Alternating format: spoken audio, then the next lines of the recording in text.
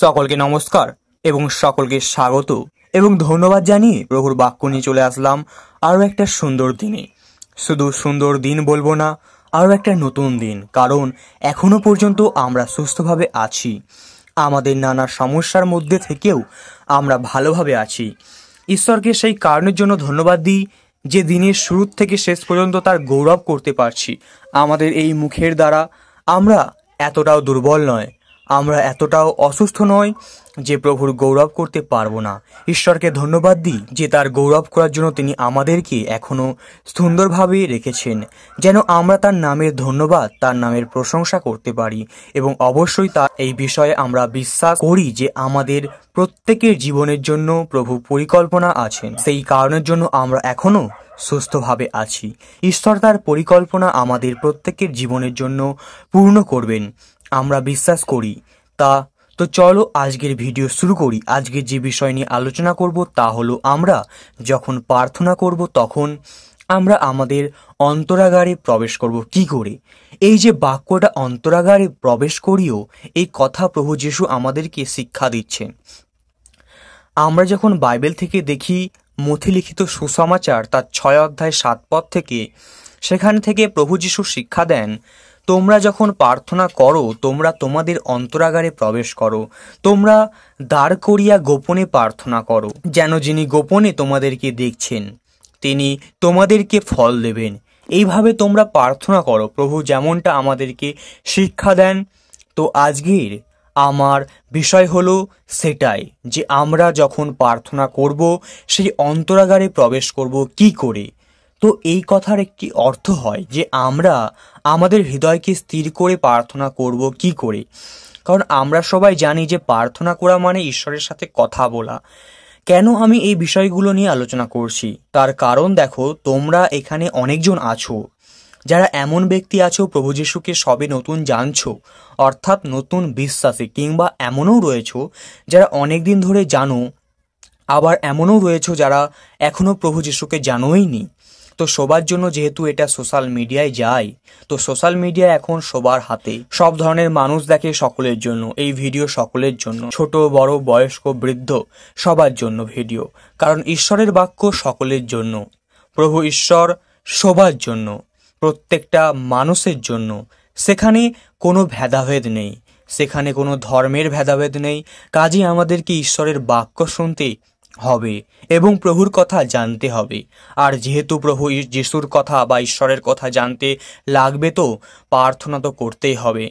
প্রার্থনা তো করতেই হবে, কারণ ঈশ্বরের সাথে কথা বলার যে মাধ্যম তাই হলো প্রার্থনা করা। প্রার্থনা করলে তুমি প্রভুর সাথে কথা বলবে। আর যখন তুমি প্রার্থনায় বসবে, যদি নিজে স্থির না থাকো, প্রার্থনার উত্তর কিন্তু তুমি পাবে না। কারণ প্রার্থনার মধ্য দিয়েই তুমি প্রভুর রব শুনতে পাবে। যদি স্থির নিজের হৃদয়কে না রাখো, প্রভুর রব তুমি পাবে না। তো আজকের বিষয় হলো, প্রভু যীশু যেমনটা শিক্ষা দিচ্ছেন, যখন তোমরা প্রার্থনা করো অন্তরাগারে তোমরা প্রবেশ করিও। এই যে অন্তরাগারে প্রবেশ করবে, অন্তরাগারে প্রবেশ করে প্রার্থনা করবে। আর আমি এই বিষয়ে বলতে চাই যে দেখো, একটা জিনিস আগেকার দিনের সাধু মনীষ ঋষিরা, তাদেরকে যদি দেখতাম তারা ধ্যানমগ্ন থাকতেন। তারা বছরের পর বছর তপস্যা করে ঈশ্বরের সাধনা করার চেষ্টা করতেন। তারা একদম নির্জন স্থানে বসে, নিরালয়ে বসে তারা ধ্যান করতেন, ঈশ্বরকে জানার জন্য, ঈশ্বরকে বোঝার জন্য, ঈশ্বরকে সন্ধান পাওয়ার জন্য, ঈশ্বরের পথে যাওয়ার জন্য, ঈশ্বরের সঙ্গে, পরমাত্মার সঙ্গে বিলীন হওয়ার জন্য তারা ধ্যান করতেন। দিনের পর দিন, বছরের পর বছর একটা নির্জন স্থানে, ফাঁকা জায়গায় বসে তারা ধ্যানমগ্ন থাকতেন। এই যে তারা ধ্যান করতেন, তবে একটা জিনিস এখানে বলে রাখি, ধ্যান করার প্রার্থনা করা কিন্তু এক নয়। তো যেটা বলছিলাম, ওই ধ্যান করা কত কষ্টের। যারা ধ্যান করতেন তারা জানেন না, মানে না খেয়ে না ঘুমিয়ে একভাবে এক স্থানে বসে থাকা, একভাবে এক নিষ্ঠা ধ্যান করা খুবই কষ্টের জিনিস। তপস্যা করা খুবই কষ্টের জিনিস। যারা করেন তারা জানেন। আমরা মুখ দিয়ে বললে, আমরা কান দিয়ে শুনলে আমরা বুঝবো না তপস্যা করা কি জিনিস। তারা তপস্যা করতেন মোক্ষ লাভ করার জন্য ঈশ্বরের পথে যাওয়ার জন্য, ঈশ্বরের সাথে বিলীন হওয়ার জন্য। তারা তপস্যা করতেন দিনের পর দিন, বছরের পর বছর। কিন্তু দেখো, একটা সুখবর বা আনন্দের খবর হলো এটাই, তারা আর মানুষ আজকের এই বিষয় থেকে বহু দূরে, যে ঈশ্বরকে পাওয়ার জন্য তোমার তপস্যা করার দরকার নেই, ঈশ্বরকে পাওয়ার জন্য তোমার ধ্যান করার প্রয়োজন নেই, বছরের পর বছর ধ্যান করে তপস্যা করে অপেক্ষা করার প্রয়োজন নেই। প্রভু ঈশ্বর তোমার সম্মুখে, তাকে জানার জন্য, তার সাথে কথা বলার জন্য তোমার তপস্যা করার প্রয়োজন নেই। তুমি প্রার্থনা করো, প্রভু যিশু সেই পথ আমাদের জন্য সহজ করে দিলেন। প্রভু যিশু আমাদেরকে প্রার্থনা করতে শিখিয়েছেন। প্রভু যিশু আমাদেরকে বলছেন, প্রার্থনা তোমরা এই মত করো। প্রভু যিশু আমাদেরকে প্রার্থনা করতে শিখিয়েছেন, আর এই প্রার্থনার দ্বারা তুমি ঈশ্বরের সহিত কথা বলতে পারবে। আনন্দের খবর, সুখবর হলো এটাই, ঈশ্বরের কাছে যাওয়ার জন্য বছরের পর বছর আর অপেক্ষা করব না, কারণ ঈশ্বর, প্রভু ঈশ্বর, তিনি আমাদের কাছেই এসে গিয়েছেন। এই যে প্রভু যিশুর নাম আমরা পেয়েছি, প্রভু যিশুকে আমরা জেনেছি, কারো না কারো মধ্য দিয়ে তা জেনেছি, কেউ না কেউ আমাদেরকে জানিয়েছে বলেই আমরা জেনেছি। তাই তো এই যে মাধ্যম, এই যে পথ, এই পথই তো তিনি খুলে দিয়ে গেলেন। তিনিই তো তার শিশুদেরকে বললেন, যেটা আমরা দেখতে পাই মার্ক লিখিত সুসমাচার তার 16 অধ্যায় 15 পদ। তিনি কি বললেন? আর তিনি তাহাদিগকে কহিলেন, তোমরা সমুদয় জগতে যাও, সমস্ত সৃষ্টির নিকটে সুসমাচার প্রচার করো। আমরা দেখতে পাই যে প্রভু তাদেরকে পাঠালেন। শুধু তাই নয়, প্রভু আরো অনেক বছর হবে, আরো অনেক হবে, মানে 70 জন 72 জন করে প্রভু সুসমাচার কার্যের জন্য তাদেরকে প্রেরণ করিলেন। আর তারপর যখন প্রেরিতদের কার্য পড়ি, সেখানে দেখতে পাই কত চারিদিকে কিভাবে বিশ্বাসীরা গড়ে উঠল, কিভাবে মানুষ প্রভু যিশুকে জানলেন, কিভাবে তারা প্রভুর নামেতে বাপতিস্মা গ্রহণ করলেন, এবং কিভাবে প্রভু যিশুর শিষ্য তৈরি হলো। আমরা যখন প্রেরিতদের কার্য করি, আমরা সেখানে দেখতে পাই কাজেই এই যে প্রভু যিশুকে আমরা জানতে পেরেছি, কারোর না কারোর মধ্য দিয়ে জেনেছি, কোনো না কোনো মাধ্যমে জেনেছি। এই জানাটা শুরু হয়েছে প্রভুর মধ্য দিয়ে, কারণ প্রভু তিনি আমাদের কাছে আর শিষ্যদের পাঠিয়েছেন। আবার তিনি আমাদেরকে বললেন যেন আমরা গিয়ে চারিদিকে প্রচার করে প্রভুর কথা, এইভাবে প্রভুর রাজ্য বিস্তার হচ্ছে, এবং ঈশ্বরের কাছে আমরা আমাদের কথা এইভাবে অনেক সহজভাবেই বলতে পারছি। তার জন্য আর ওই বছরের পর বছর তপস্যা করার প্রয়োজন পড়ছে না। আর এই যে কথা বলতে পারছি, এই কথা বলা হলো প্রার্থনা করা।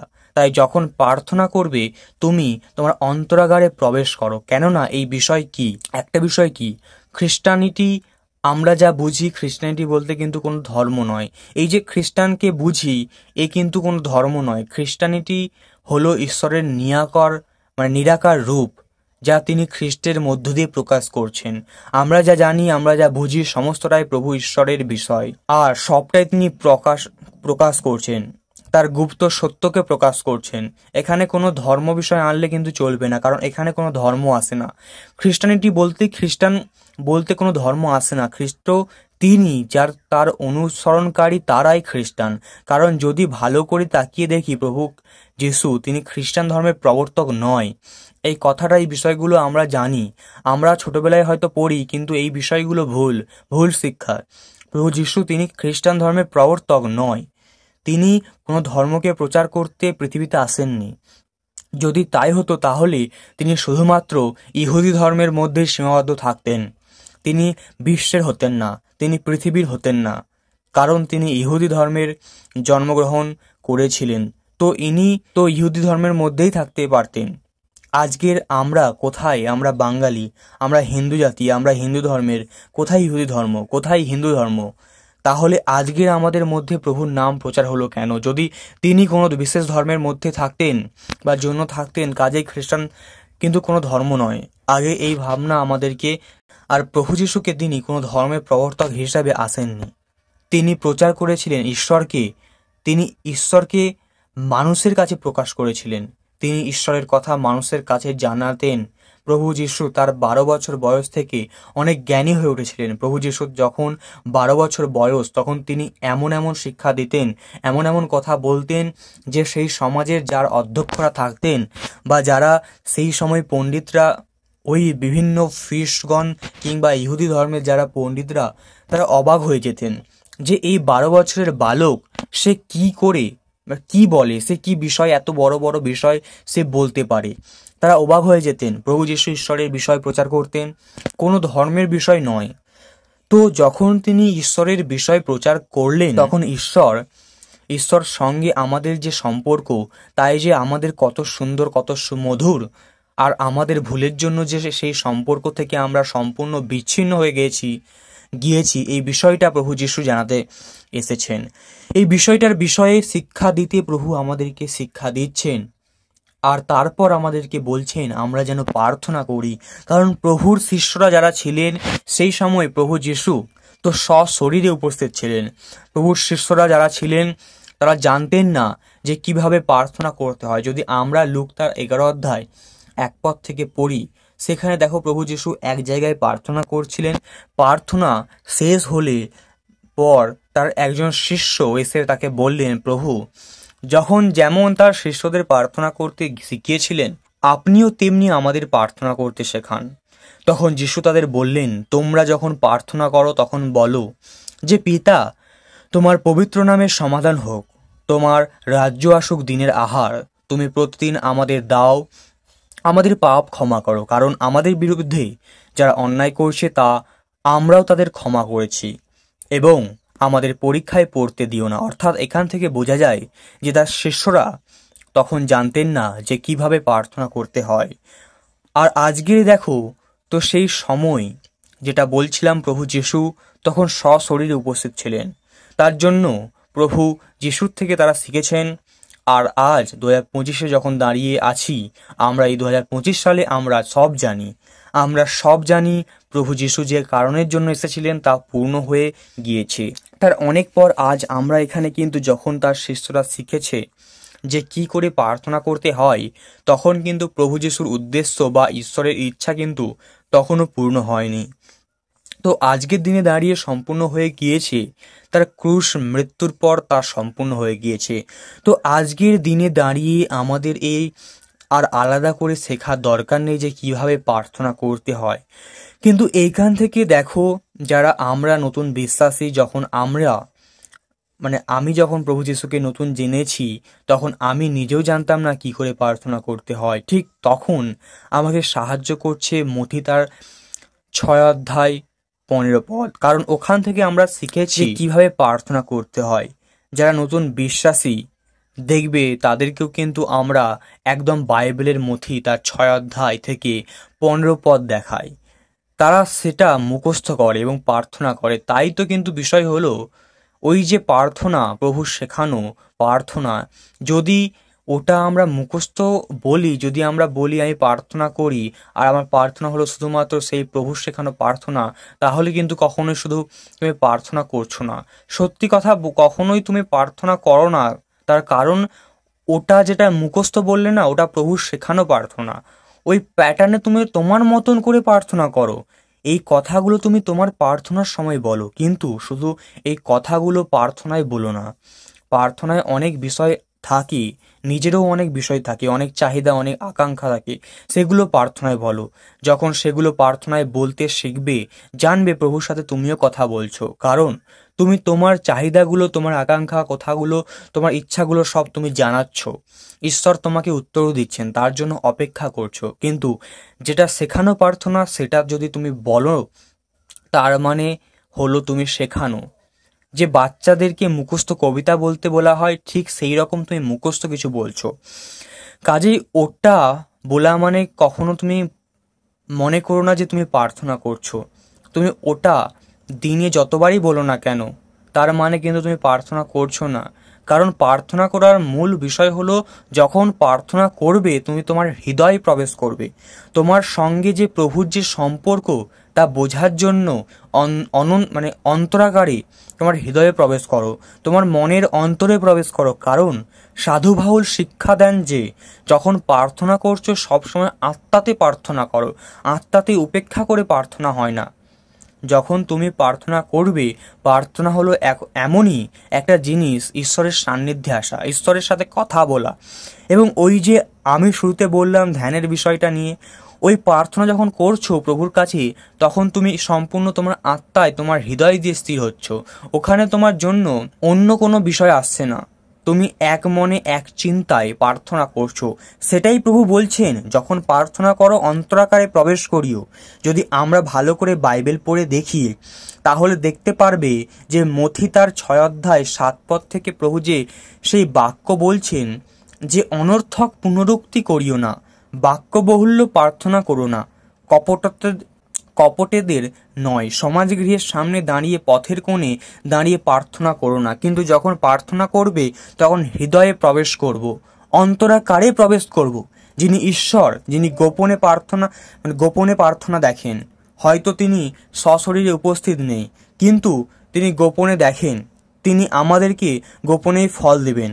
আর তারপর তিনি বলছেন যে তোমরা এই মত প্রার্থনা করো। তারপর আমার প্রভু যেখানে প্রার্থনা পায়, কাজেই তুমি যেভাবে প্রার্থনা করো, যেমন খুশি করে প্রার্থনা করো, যেইখানে দাঁড়িয়ে প্রার্থনা করো না কেন, তুমি যখন প্রার্থনা করবে তখন তোমার কথা প্রভু শুনবেন। প্রভুর কথা তুমি শোনার জন্য তোমার কানকে খুলবে। আর আজকের আমার বিষয় নিয়ে স্থির করব কি করে। যখন প্রার্থনা করবে তখন তোমার কথা প্রভু শুনবেন, প্রভুর কথা তুমি শোনার জন্য তোমার কানকে খুলবে। আর আজকে আমার বিষয় নিয়েছি যে মনকে আমরা স্থির করব কিভাবে। আমি এ বিষয় নিয়ে অনেকবারই জানিয়েছি, অনেকবার বলেছি যে মনকে স্থির না করলে কখনো প্রার্থনার উত্তর আসবে না। যদি হৃদয় থেকে তুমি চঞ্চল হও, যদি মন থেকে তুমি চঞ্চল হও, তুমি ঈশ্বরের সেবা কার্য করার জন্য যদি চঞ্চলাকার মধ্যে থাকো, সেখানে সঠিকভাবে তুমি প্রভুর সেবা করতে পারবে না। কারণ তখন তুমি তোমার হৃদয় থেকে অস্থির, তোমার মন চঞ্চল, তুমি কতক্ষণে তোমার কাজটা কমপ্লিট হবে সেটা চাও, কিন্তু তুমি যে প্রার্থনা করছো প্রভু সেই উত্তর দেবেন সেই বিষয়ে তুমি ধৈর্য রাখতে পারছো না। আর যখন তুমি ধৈর্য ধরতে পারছো না, চঞ্চলতা আসছে, তখন জানবে তুমি কিন্তু আত্মা বা স্থির নও। তাই প্রভু যিশুকে যখন জানতে পেরেছো, প্রভু যিশুকে যখন জেনেছো, প্রভুর সান্নিধ্যে আসার চেষ্টা করেছো, তখন আমি বলবো প্রার্থনা করো, প্রার্থনা করো। প্রার্থনা কিন্তু অনেক শক্তিশালী হয়, প্রার্থনার কিন্তু অনেক শক্তি আছে। বিশ্বাস সহকারে যে প্রার্থনা, সে কিন্তু শক্তিশালী প্রার্থনা। সেই প্রার্থনার দ্বারা অনেক মহৎ মহৎ কাজ কিন্তু সম্ভব হয়ে যায়। তো সেই কারণের জন্য বলছি প্রার্থনা করো। আমি একটা আরও বিষয় বলতে চাই, দেখবে মানুষ কি করে যখন কিনা ঈশ্বরের কাছে থেকে কোনো উত্তর না পায়, যখন তারা প্রার্থনা করছে, তারা নানাভাবে ঈশ্বরের কাছে ডাকছে, প্রভু যিশুর কাছেই যাচ্ছে, উত্তর পাচ্ছে না, নিজেদের পথটাকে কিন্তু ঘুরিয়ে নেয়। অর্থাৎ যেখানে তারা প্রভু যিশুর কাছে এসে কিছু চাইলো আর উত্তর পেল না, তারা সেই পথটাকে ঘুরিয়ে নিয়ে কোথায় যায়? বিভিন্ন জ্যোতিষীর কাছে যায়, যেখানে সমস্ত বিভিন্ন জাদুকারী, জাদু, কালা জাদু, ব্ল্যাক ম্যাজিক, আরও অনেক জিনিসপত্র, সেই সমস্ত জায়গায় যায়। বিভিন্ন অস্ট্রোলজারের কাছে যায়, ঠিক আছে, তার হাত দেখায়, তারা তাদের ভাগ্য নির্ধারণ করে, তারা সেই মতন করে সেই রকমভাবে কাজ করে এবং তারা মনে করে তারা জীবনে সুখী আছে। তার ভবিষ্যৎ তার বলে দিল কোথায় কি হবে, কোথায় কি হবে না। মানুষ এই জিনিসের উপরে ভরসা করে, এই জিনিসের উপরে বিশ্বাস করে, তাদের কাছে যাচ্ছে। কিন্তু আমি বলতে চাই, যখন তুমি প্রভু যিশুকে জানতে পেরেছো, যখন তোমার কাছে প্রভু যিশুর নাম গেছে, তুমি জানবে তোমার কাছে আর আলাদা করে কিছু যাওয়ার দরকার নেই। তুমি যা জানার তা তুমি জেনে গেছো। তোমার এই জীবন সম্পূর্ণ হয়েছে প্রভু যিশুকে জেনে। কারণ এতদিন আমরা অসম্পূর্ণ, কেন কি আমরা আমাদের নিজেদের বাবাকে জানতাম না। আমরা হারানো পুত্র ছিলাম। এখন আমরা আমাদের বাবাকে পেয়েছি, আমরা সম্পূর্ণ হয়ে গেছি, আর কোথাও যাওয়ার দরকার নেই। তোমার জীবনের কলসি সম্পূর্ণ কানায় কানায় পূর্ণ হয়ে গিয়েছে প্রভু যিশুকে জেনে, আর কিছু জানার দরকার নেই। তাই সম্পূর্ণ বিশ্বাস সহকারে শুধু প্রভু যিশুর ওপরে থাকো। তোমাকে আর নিজের পথকে সরতে হবে না। এই যে প্রার্থনায় উত্তর পায় না, তার ফলে তারা নিজেদের পথ থেকে সরে যাচ্ছে, অর্থাৎ প্রভুর পথে থেকে সম্পূর্ণরূপে প্রভুর পথে থেকে সরে গিয়েছে এবং মনে করছে তারা এখন অনেক শান্তিতে আছে। যখন যিশুকে জেনেছিলে তখন অশান্তিতে ছিলে। তাদের জন্য আমি বলতে চাই, যেটা তারা মনে করছে সেই তাদের মনে করা অনুসারে কিন্তু তাদের জীবন চলছে না। যেটা তিনি চান তোমার জীবনের জন্য কিন্তু সেটাই হবে। কিন্তু তার মানে এটা মনে করো না যে যিশুর পথ থেকে তুমি সরে যাওয়া তার মানে সেখানে ঈশ্বরের কোনো ইচ্ছা আছে। এই ভাবনাটা ভাবা তোমার ভুল। মানুষ এটা নিজেও আলোচনা করতে পারে, কিন্তু এটা নয়, কারণ ঈশ্বর চান না আমরা আবার তার থেকে হারিয়ে যাই। আমরা হারানো ছিলাম, প্রভু আমাদেরকে খুঁজে বার করে উদ্ধার করলেন, তিনি আবার কেন চাইবেন আমরা তার থেকে হারাই? সেটা তো কখনোই সম্ভব নয়। তাই যেটা আমাদের জীবনের জন্য এখন সুখবর বলে মনে হচ্ছে, সেটা কিন্তু আমাদের জন্য সুখবর নাও হতে পারে। কিন্তু প্রভু থেকে যদি তুমি সুখে থাকো, মানে সরে গিয়ে সুখে থাকো, তোমার চিরকালীন সুখ কিন্তু ওটা না। প্রভুতে থেকে তুমি যদি দুঃখে থাকো, সেটা জানবে তোমার সাময়িক দুঃখ, কিন্তু ঈশ্বরেতে তোমার সুখ শান্তি চিরকালীন। তাই মনে করো না যে আমি প্রার্থনার উত্তর পাচ্ছি না বলে আমি প্রভুর পথ থেকে সরে যাব। একেবারের জন্য না, কারণ তার পরের যে কি পরিস্থিতি হবে সেটা আমার বলার মতো নয়, আর আমি সেটা বলতেও চাই না। যেটা প্রভুর হাতেই থাক, প্রভু জানেন কি হবে বা না হবে। কিন্তু আমার যেটা বলার, যে প্রার্থনা করছি, প্রার্থনায় উত্তর আসছে না, তাই আমি প্রভু যিশুর থেকে হারিয়ে গেলাম, মানে প্রভু যিশু কিছুই দিচ্ছেন না, এতদিন ধরে রয়েছি, এই কথাগুলো যেন না বলি। কারণ আমাদেরকে প্রভু যিশু কিন্তু তা শেখান না। তিনি উল্টে বলছেন তোমরা অনবরত চাও, কারণ পিতা ঈশ্বর তিনি আমাদেরকে দুহাত ভরে দিতে চান। তার কাছে তো চাইতে হবে। আজকে আমি তোমার কাছে গিয়ে যিশুর নাম প্রচার করলাম, তুমি শুনলে, বিশ্বাস করলে, কিন্তু তুমি নিজের থেকে আর যিশুকে ডেকে বলো না যে পিতা আমি তোমাকে বিশ্বাস করি। তুমি একেবারের জন্য নিজের থেকে বলো না যে প্রভু যিশু আমি তোমাকে জানতে চাই। এই যখন নিজের জেদের কথাটা তুমি নিজে না জানবে বা জানাবে, ততক্ষণ তোমাকে খবরটা কে দেবে? তাই নিজের চাহিদার কথা তো নিজেকে জানাতে হবে। আর সেই কারণে প্রভু বলছে যে তোমরা যখন প্রার্থনা করো, তোমরা এই মতন প্রার্থনা করো যে তুমি আমাকে দিনের আহার দিও, প্রতিদিনের খাদ্য আমাকে দিও, আমাকে মন্দ হইতে সরিয়ে রাখো। এই সমস্ত বিষয়গুলো নিয়ে প্রার্থনা করো। এই যখন প্রার্থনা করবে আর যখন তার মধ্যে থাকবে নিজের কথা, নিজের বলা কথা, তখন হবে সেই প্রার্থনা। কিন্তু শুধুমাত্র হে আমাদের স্বর্গস্থ পিতা তোমার নাম পবিত্র বলিয়া মান্য হোক বলে শুধু প্রার্থনা করিলে সেটা কখনোর জন্য তুমি অন্তরাগারে প্রবেশ করছো না। বিশেষ করে যখন দেখবে যখন আমরা নতুন প্রভু যিশুকে জেনেছি, যখন সবে জেনেছি, তখন যদি প্রভুর সেখানে প্রার্থনা করতাম তখন সেটা হৃদয় থেকে করতাম। কিন্তু এখন যখন রোজ করি সেটা পরম কষ্টের মতন বলি, সেটা কিন্তু আর আমরা হৃদয় থেকে করি না। কিন্তু অন্যান্য বিষয় নিয়ে যখন প্রার্থনা করি তখন কিন্তু সেটা আমাদেরকে হৃদয় থেকে আসে, আর প্রভু আমাদেরকে এই প্রার্থনাটা শোনেন, যেটা আমরা হৃদয় থেকে করি। কারণ ঈশ্বর তিনি আমাদের হৃদয় দেখেন। আবারও বলছি, প্রভু আমাদের হৃদয় দেখেন। প্রভু আমাদের বাহ্যিক রূপ দেখেন না, বাহ্যিক জ্ঞান দেখেন না, বাহ্যিক সম্পত্তি দেখেন না, বাহ্যিক জীবনযাত্রা দেখেন না। তিনি আমাদের হৃদয় দেখেন, যে আমরা হৃদয় থেকে কতটা ধনবান, আমরা হৃদয় থেকে কতটা সুন্দর, আমরা হৃদয় থেকে কতটা বিশ্বস্ত, আমরা হৃদয় থেকে কতটা পবিত্র। প্রভু সেই হৃদয় দেখেন। আর যখন আমরা হৃদয় থেকে হৃদয় থাকবে ভাঙাচোরা, প্রভু সেই হৃদয়কে জোড়া লাগান।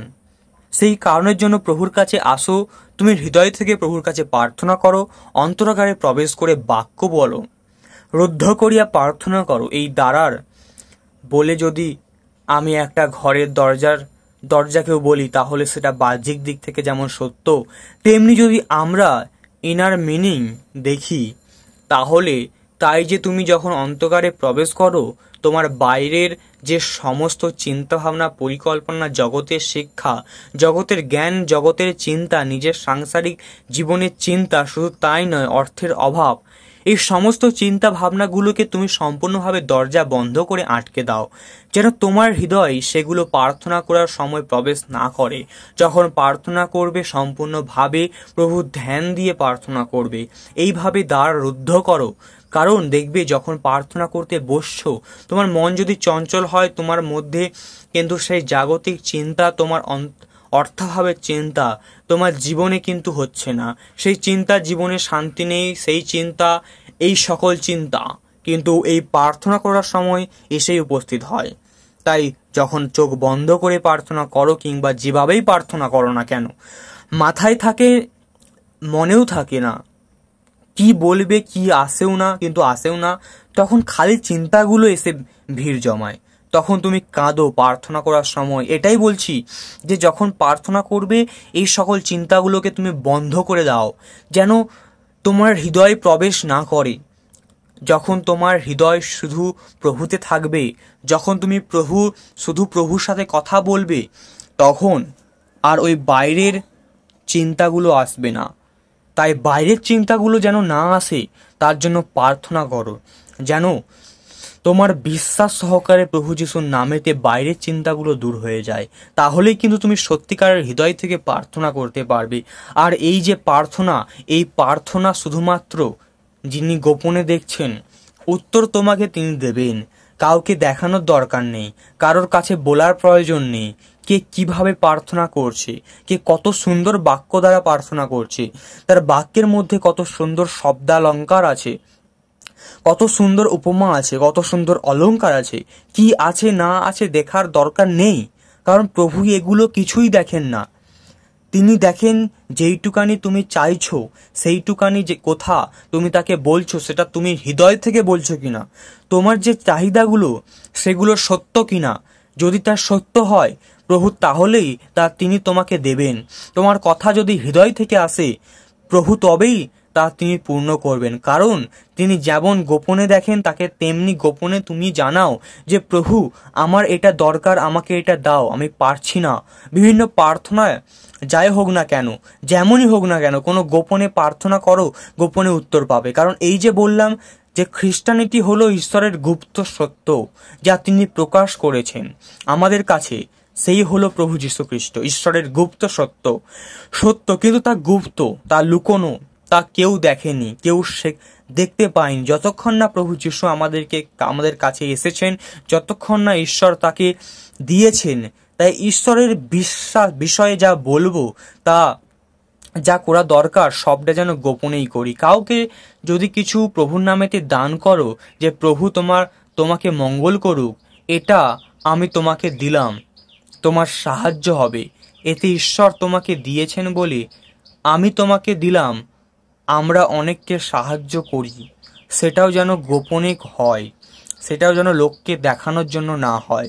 কারণ যেই কাজ তুমি প্রভুর জন্য করছো, সেই কাজ নিয়ে যদি সাধারণ মানুষ তোমাকে প্রশংসা করে, তার ফলে কিন্তু আমাদের মধ্যে অহংকারটা চলে আসে, যে আমি খুব সুন্দর প্রভুর বাক্য প্রচার করতে পারি, আমি খুব সুন্দর প্রভুর নাম প্রচার করতে পারি। অনেক মানুষ আমাকে ধন্যবাদ করে। এর ফলে কিন্তু যেহেতু আমরা রক্তে মাংসের মানুষ, আমাদের মধ্যে কিন্তু অহংকার প্রবেশ করতে পারে, সেই বিষয়ে কিন্তু কোনো সন্দেহ নেই। কাজেই এমন কোনো কাজ করব না যার দ্বারা আমাদের হৃদয় থেকে অহংকার আসবে, এমন কোনো কাজ করব না যার দ্বারা প্রভুর নামেতে গৌরব নষ্ট হবে। কারণ এই অধিকার, সেই স্পর্ধা আমাদের নেই। কারণ বাক্য বলে, তোমরা যা করবে তোমাদের সমস্ত সক্রিয়তায় দ্বারা যেন স্বর্গস্থ পিতার গৌরব হয়। মথিতার 5:16 যখন পড়ি, কাজেই আমরা তার গৌরব করব, তার প্রশংসা করব। মানুষ আমাকে নিয়ে কি বলল, সেগুলো যেন না চিন্তা করি, সেগুলো নিয়ে যেন না ভাবি। কারণ ওই যে আমি একদিন বললাম যে পৃথিবীতে তাকিয়ে দেখো, কোনোটাই আমাদের নিজেদের নয়। ইভেন আমরা নিজেদের নয়, প্রভুই আমাদেরকে সৃষ্টি করেছেন। তার যে সেবা কার্য করছো, সেটাই আমাদের নিজের থেকেও নয়, পবিত্র আত্মার সাহায্যে তা করছি, প্রভুর আত্মা প্রভু যিশুর সাহায্যেই তা করছি, তার জন্যই সেটা করছি, কোনোটাই নিজের থেকে করছি না। সেই কারণের জন্য বলা যে আমরা কোনোভাবে মানুষের দিকে গৌরব পেতে না চেষ্টা করি। আমরা চেষ্টা করব যেন আমাদের দ্বারা ঈশ্বরের গৌরব হয়। আমরা চেষ্টা করব আমরা যখন প্রার্থনা করব যেন মানুষ আমাকে না বলে যে কত সুন্দর প্রার্থনা করলো। আমার প্রার্থনার দ্বারা প্রভুর গৌরব হবে এবং আমি প্রার্থনা করব হৃদয়ে প্রবেশ করে, অন্তরাকারে প্রবেশ করি, কারণ প্রভু ওটা দেখেছেন। আর সমস্ত দিক থেকে, সমস্ত কিছু থেকে আমরা দেখতেও পাই যে প্রার্থনার বিষয় নিয়ে প্রভু অনেক কিছু শিক্ষা দিয়েছেন।